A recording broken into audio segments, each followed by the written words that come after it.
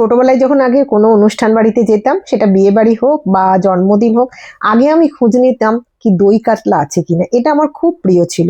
আজ আমি সেটাই আপনাদের সঙ্গে শেয়ার করছি। দেখুন, মাছের মধ্যে ভালো করে লবণ মাখিয়ে দিলাম, পেঁয়াজ কেটে রেখেছি, এবার মিক্সির জারের মধ্যে পেঁয়াজগুলো সমস্ত দিয়ে দিলাম। আর এখানে আমি অ্যালমন্ড দিয়েছি, আপনারা কাজু দিতে পারেন। আর দিয়েছি সাদা তিল, কাঁচা লঙ্কা। আর একটা জায়গায় টক দই খুব ভালো করে অল্প একটু চিনি দিয়ে ফেটিয়ে রেখে দেবো। সমস্ত জিনিস আমি হাতের কাছে জোগাড় করে নিয়েছি। এদিকে তেলও গরম হয়ে গেছে খুব ভালো করে। এবার মাছগুলো আমি একটা একটা করে ভেজে নেবো। এই দই কাতলায় কিন্তু হলুদ দেওয়া হয় না, আর মাছগুলো খুব একটা কড়া করে ভাজা হয় না। অল্প একটু যখন লালচে হয়ে যাবে, তখন আমি এই মাছগুলো প্লেটের মধ্যে উঠিয়ে দেবো।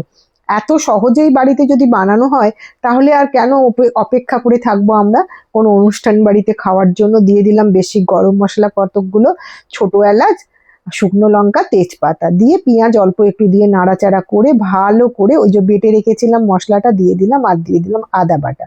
এইবার শুধু নেড়ে চেড়ে কষাবো। দিয়ে দিয়েছি ধনে গুঁড়ো, শুকনো লঙ্কার গুঁড়ো, লবণ।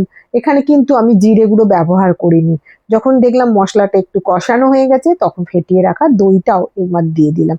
গ্যাসের ফ্লেমটা কিন্তু একদম অল্প করে দিয়েছিলাম। দিয়ে কষানো হয়ে যাবার পর পরিমাণ মতো জল ঢেলে দিয়ে মাছগুলো একটা একটা করে সাজিয়ে দেবো।